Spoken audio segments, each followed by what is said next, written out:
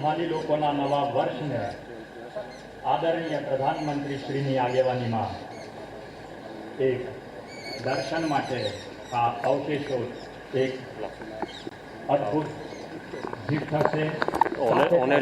સમગ્ર વિશ્વને બુદ્ધમ શરણમ ગચ્છામિ, બુદ્ધનો માર્ગ યુદ્ધનો નહીં, એ સંદેશ કાલે વિશ્વમાં પહોંચશે.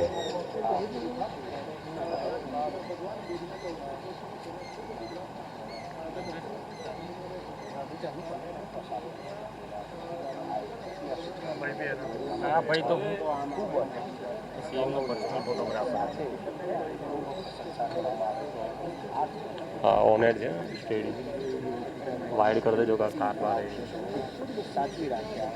ओ अरे भाई એનું કામ કરે છે.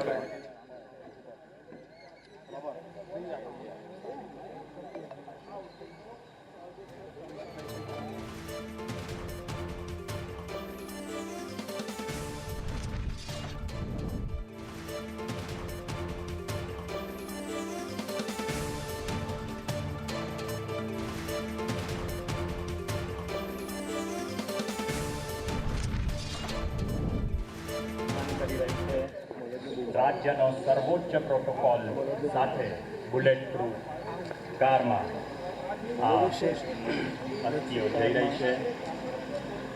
અહીંથી દિલ્હીના નેશનલ મ્યુઝિયમ ખાતે જશે અને ત્યાંથી કોલંબો ખાતે. सीएम बता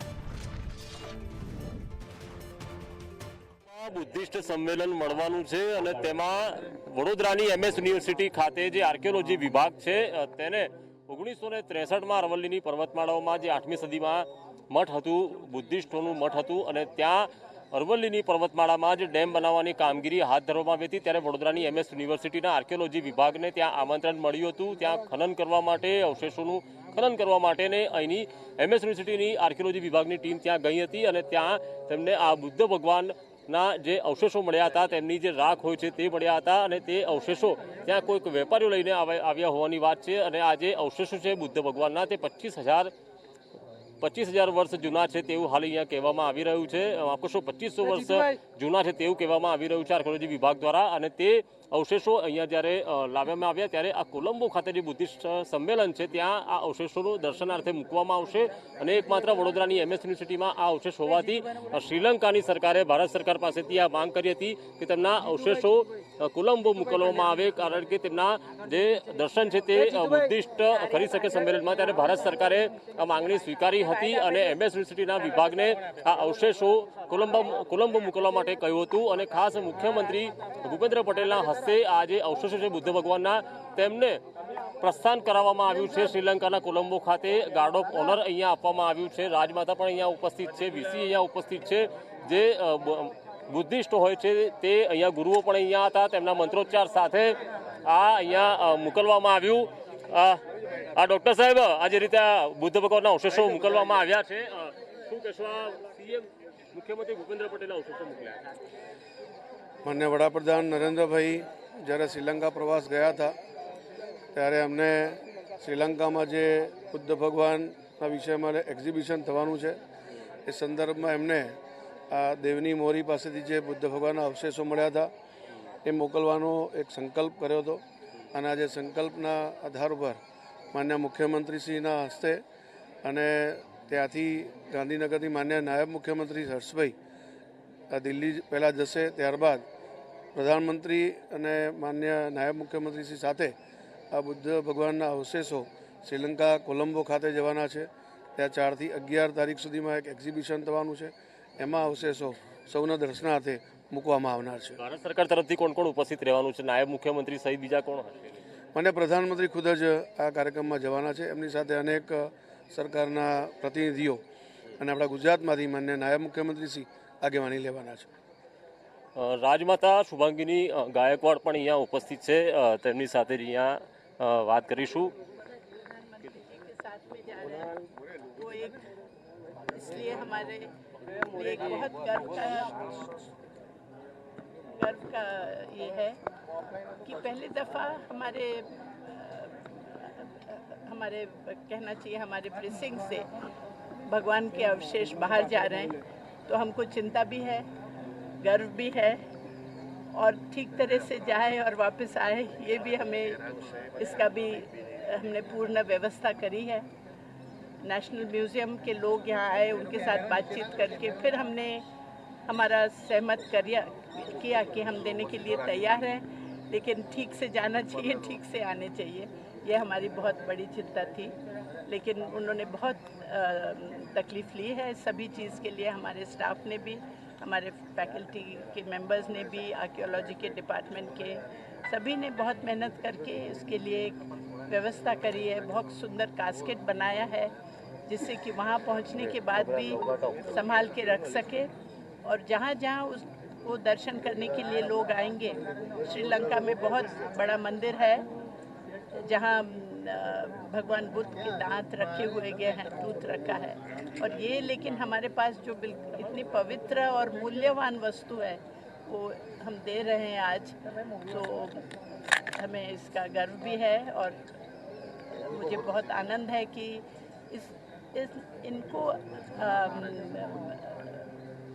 रिस्पेक्ट देने के लिए, उनको आदर देने के लिए आज हमारे चीफ मिनिस्टर भी यहाँ आए, तो मैं उनको भी अभिवादन करती हूँ। और मुझे खुशी है कि वो इस कार्यक्रम के लिए आए, क्योंकि इसी आने की वजह से उन्होंने इस कार्यक्रम की शोभा बढ़ाई और इसकी महानता बढ़ी, और हमारे विश्वविद्यालय के लिए तो बहुत बड़ी बात है।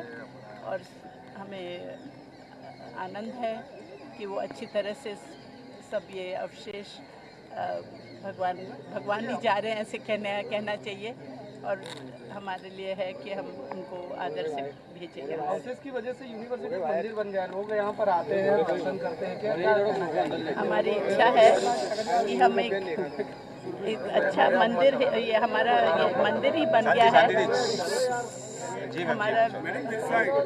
जी मैडम, ये सरस्वती मंदिर तो है ही विश्वविद्यालय, पर ये एक मंदिर के अंदर एक दूसरा मंदिर, और हम चाहते हैं कि हम अच्छी तरह वापस आने के बाद, मुझे प्लान है कि हम एक छोटा स्तूपा बना के भगवान के अवशेष उसमें रखें, जिससे कि लोगों को दर्शन करने को, आने को भी एक सुविधा हो जाए, और हमारे विश्वविद्यालय में भी अच्छी तरह से इसका संभाल हो, और हम इसको सब ये जो मूल्यवान वस्तु है।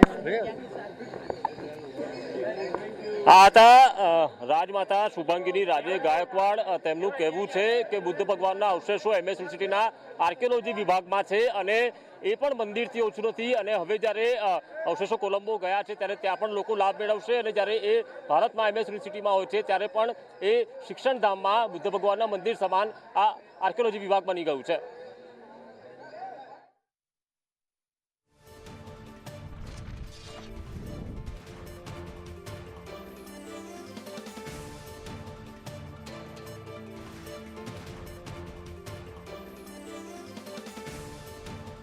સંમેલન યોજાવાનું છે અને તેને લઈને આ કાર્યક્રમ છે, ત્યારે અહીંયા જે એમએસ યુનિવર્સિટીના જે વિભાગ છે વિવિધ, તેઓ પણ કામે લાગ્યા હતા।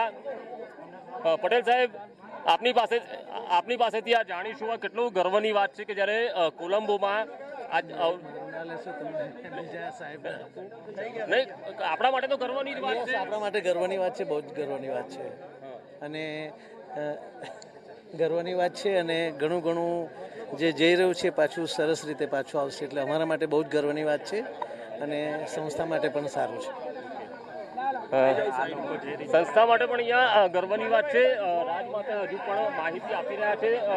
તેમની સાથે અહીંયા ભાઈ આ લોકો લઈ લે, કોણ લોક સત્તા અંદર વચ્ચેથી જીતુભાઈ વચ્ચે ઉપર ના મૂકો યાર, સાઈડ પર ભીડ ઉતરી ના જાય। ચલો ચલો લોકો ઉપર રાખો, नीचे भेजो जीतू भाई, नीचे भेजो जी। सहज आप पाछा जाओ जी।